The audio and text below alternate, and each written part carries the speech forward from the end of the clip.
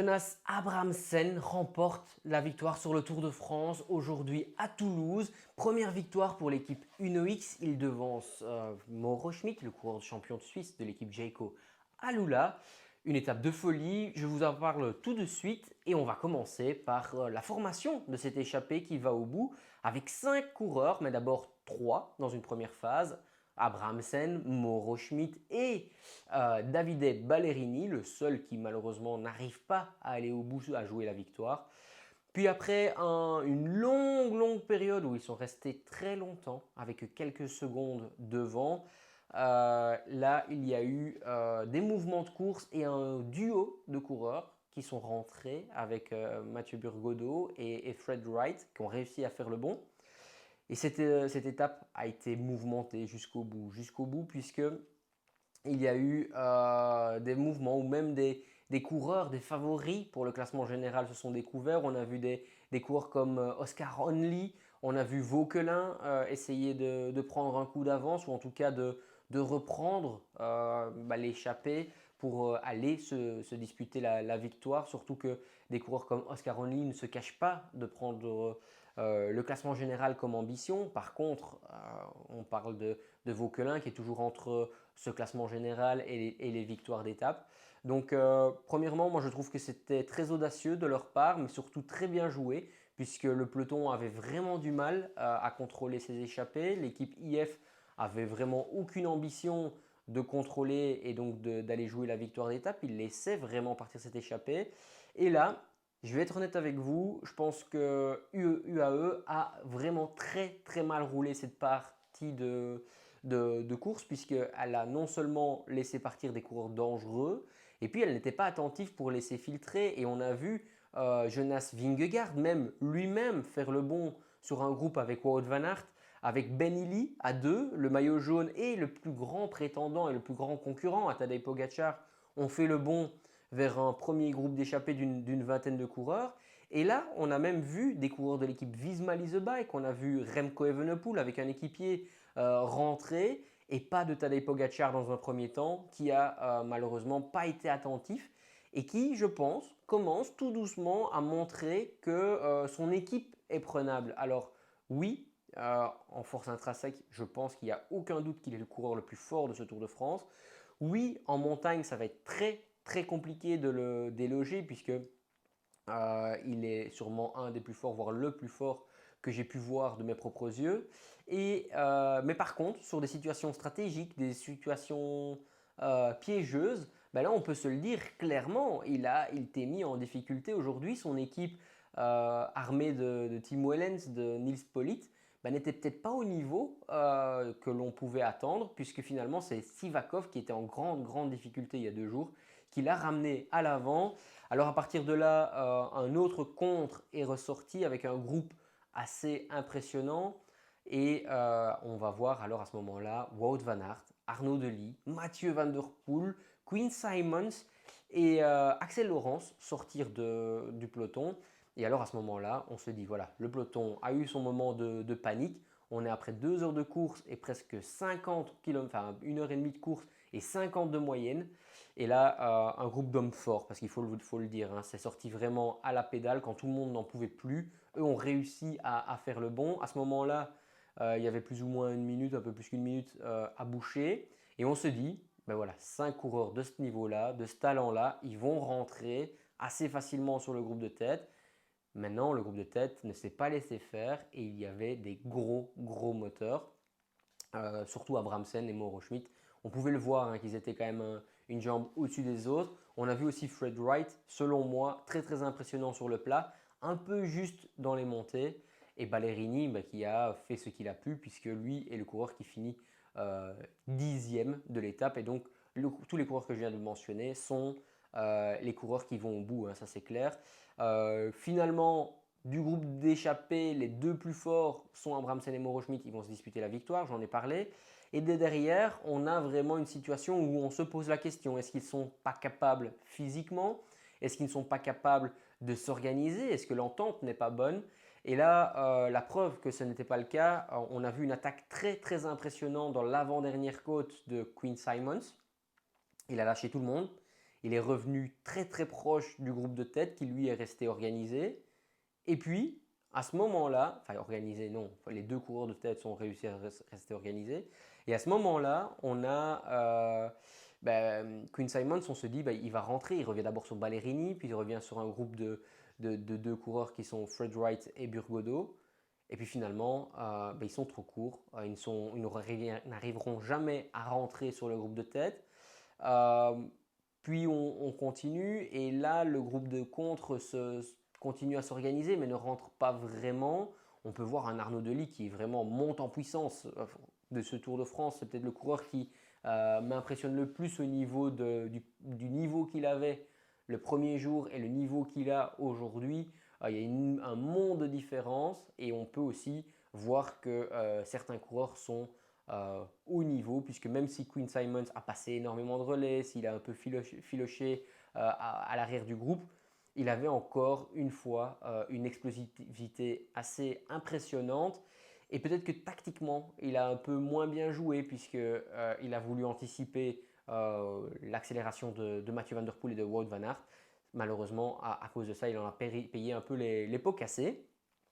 Tout est bien qui finit bien. Abrahamsen remporte cette victoire. Mathieu Van Der Poel sort dans la dernière bosse et revient trop juste. Est-ce qu'il a attendu trop tard ou pas? Ça, c'est la question que je me pose. Pour moi, il aurait dû vraiment essayer de mettre des beaucoup plus gros relais dans la partie avant les bosses pour essayer de rentrer. Parce que même s'il rentre au dernier moment, selon moi, il n'aurait pas pu vraiment sprinter, puisqu'on le sait, le mec, il était vraiment à fond depuis vraiment très longtemps. Et c'est clair que rentrer à 500 mètres, ok, il a déjà fait à l'Amstel, mais je pense que c'est très compliqué de rentrer et de pouvoir encore faire un sprint.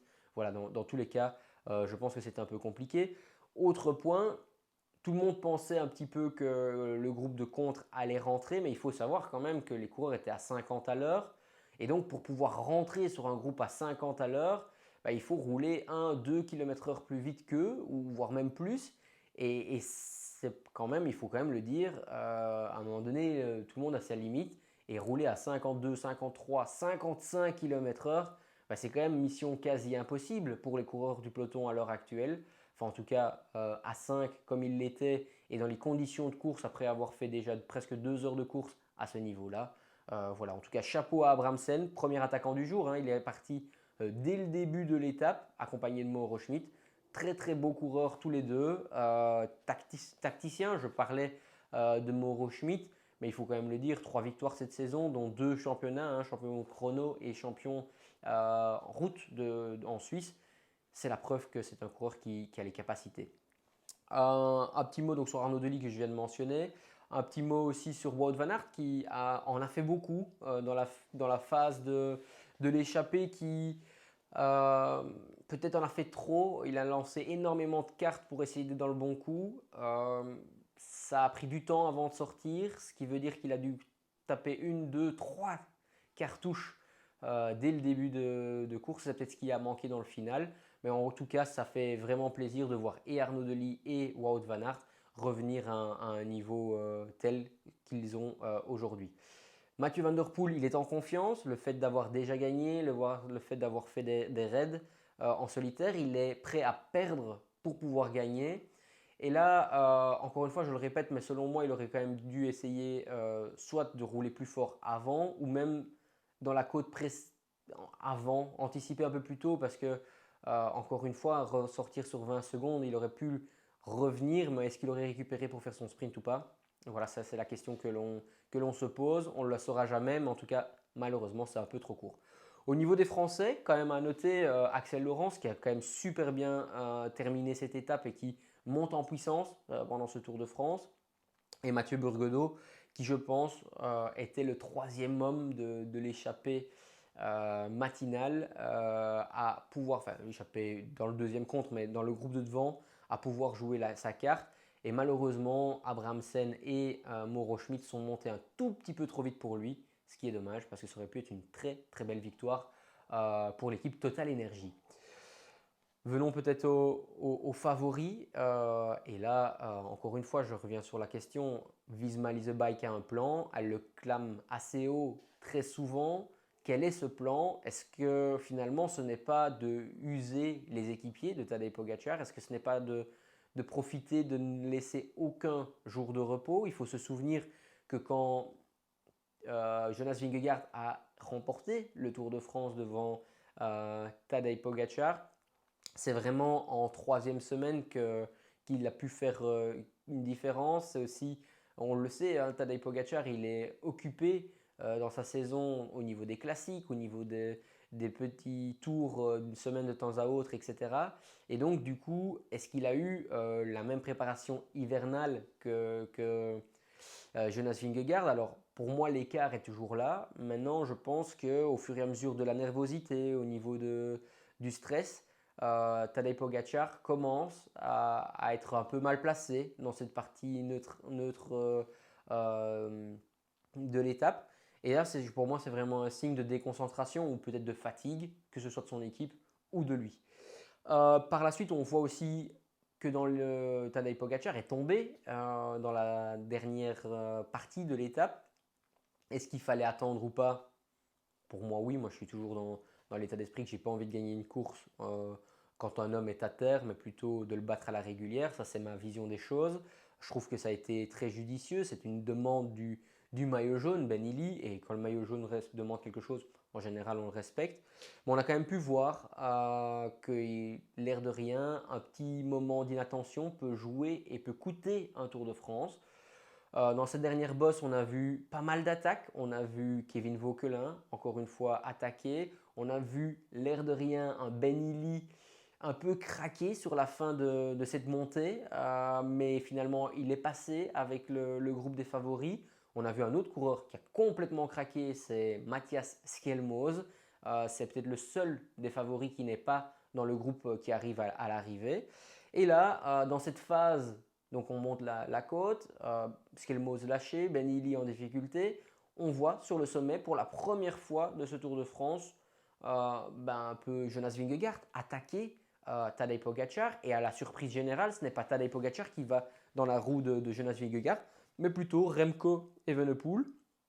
Une fois que Tadej Pogacar a contré et est revenu sur ce duo de tête, enfin ce duo d'attaquants, directement Matteo Jorgensen a attaqué. Malheureusement, il lui manque un petit peu d'accélération et d'explosivité, mais l'air de rien, ces attaques à répétition, il fait que Tadej Pogacar doit à chaque fois aller les rechercher. Moi, je pense que c'est une stratégie qui se comprend. Ce que je ne comprends pas, c'est pourquoi des coureurs comme Wout van Aert, comme Simon Yates vont dans les échappées. J'arrive toujours pas à comprendre. Enfin, si, mais alors du coup, l'échappée doit être à portée de main du peloton et il doit y avoir un réel impact sur la course du classement général. Par contre, je comprends vraiment la stratégie d'usure que l'équipe Visma Leasebike est en train d'imposer à l'équipe UAE.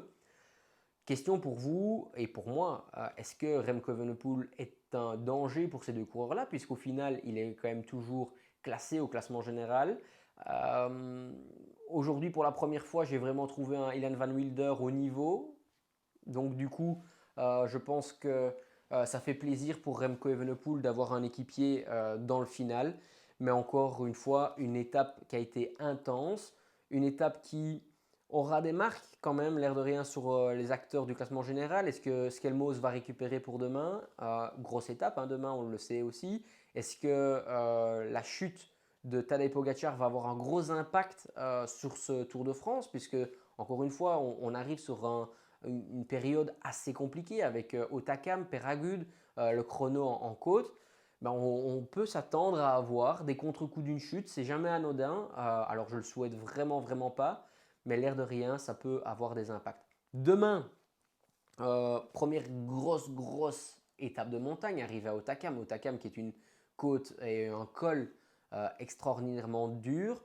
Comment gagner? Première chose, je pense que le peloton va peut-être contrôler. L'équipe Visma Leasebike va, selon moi, mettre un tempo peut-être assez élevé, essayer d'avoir des coureurs dans l'échappée. Le départ de l'étape est assez plat, ce qui fait, enfin plat, on se comprend, mais en tout cas sans de grosses difficultés.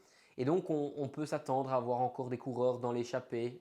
L'échappée va sûrement encore une fois aller au bout, voir un peu comment l'équipe EF va contrôler ça, premièrement, mais aussi l'équipe UAE, parce que l'équipe UAE va surtout essayer d'empêcher des coureurs comme Sepkus, comme Simon Yates, comme Tish Benoît d'être dans l'échappée. Ça serait vraiment en tout cas le bon plan.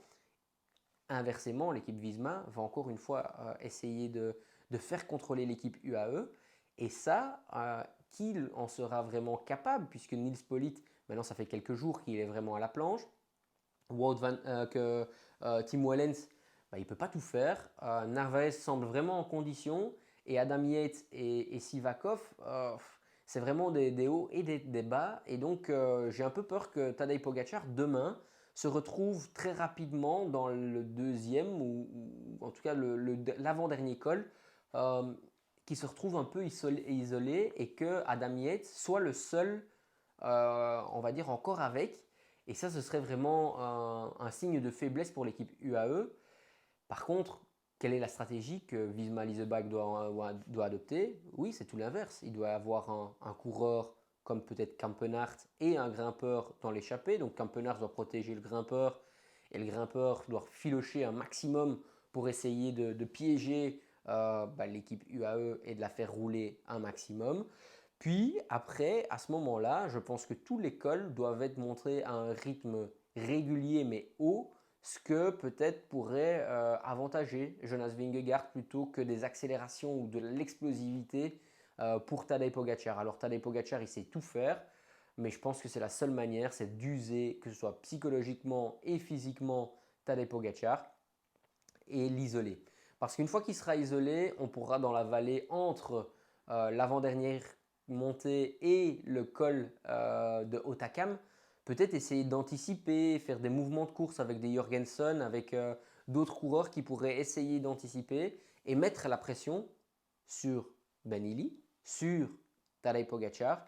Et donc là, on est dans une situation où Tadej Pogacar est toujours le tout grand favori ultime, mais c'est pour la première fois on se pose la question s'il n'est pas vraiment prenable. Premièrement parce que son équipe semble friable et deuxièmement parce que l'équipe Visma Leasebike, même si elle court un peu sur tous les chevaux, me semble au niveau en montagne et Jorgensen sera encore une fois une arme fatale. Je suis quand même surpris que Tadej Pogacar réponde à chaque attaque de Matteo Jorgensen. Je ne le ferai pas. Je ne sais pas ce que vous feriez, mais en tout cas, moi, je ne le ferai pas. Et par contre, je me demande aussi si Ben Illy va rester au classement général. Je me pose aussi la question de est-ce que Vauquelin va rester dans le classement général? Est-ce que la première étape de montagne pour Remco Evenepoel, est-ce qu'il est vraiment un candidat sérieux pour le podium, pour le maillot blanc? Quelles sont les réactions de Lipovic et Oscar Onley? Oscar Onley, on n'en parle que très peu, mais moi, c'est vraiment un coup de cœur de ce début de Tour de France. Oscar Onley, que si vous avez vu nos previews au début d'année, on avait vraiment mis dans nos coureurs à suivre avec Max Poul, c'est les deux stars montantes de cette équipe Picnic post-NL. Et là, il confirme un grand Tour de France. On n'est qu'après 11 jours, il reste encore 10. Ça veut dire que la haute montagne arrive seulement. Mais en tout cas, il est en train de s'installer et de rassurer, même si on n'avait jamais eu aucun doute sur les étapes punchy. Maintenant, on va voir sur la très haute montagne. Dites-nous, vous, dans les commentaires, qui vous voyez gagner cette prochaine étape. Est-ce qu'un membre du classement général, du top 15 peut-être, pourrait éventuellement se glisser dans l'échappée? Est-ce que le peloton va tout faire pour contrôler et pour venir pour la victoire? Moi, je pense quand même qu'il y aura une belle échappée et que pour une fois, les hommes de Visma Leasebike vont attendre Jonas Vingegaard. Pour ça, il faut que l'échappée ne soit pas trop loin et donc pourquoi pas que l'échappée soit reprise et que ce soit un coureur du classement général qui l'emporte. Pourquoi pas Tadej Pogacar? Pourquoi pas Jonas Vingegaard?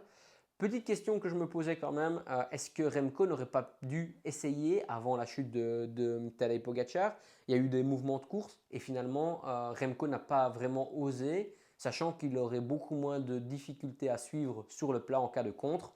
Voilà, je me pose la question quand même, mais pour moi, en tout cas, c'était une étape extraordinaire. Je voudrais quand même remercier l'équipe UnoX qui, depuis quelques années, est à un niveau plus qu'extraordinaire. Il leur manquait ce fameux leader et il est là avec Johansen, il est là avec Christophe qui a quand même gagné pas mal de courses. On voit Soren Warenskol qui malheureusement a abandonné mais qui est de plus en plus présent. Et puis les stars de ce pays, de Norvège, du Danemark, décident à chaque fois d'aller dans cette équipe-là. C'est qu'il y a une raison, c'est qu'ils s'y sentent bien. Il y a les budgets. J'y crois vraiment pour le World Tour dès l'année prochaine et c'est la preuve que cette équipe-là a sa place au plus haut niveau.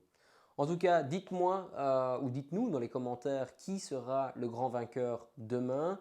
Que pensez-vous de la stratégie de Visma Lease a Bike? Est-ce qu'il fallait attendre Tadej Pogacar ou pas? En tout cas, moi, je vous remercie de nous suivre chaque fois. Je suis très content de la vidéo précédente puisqu'il y a eu quand même pas mal de succès et je m'y attendais vraiment pas. Et en tout cas, n'oubliez pas de me dire dans les commentaires de vous abonner et de liker la vidéo. Merci beaucoup. Ciao, ciao.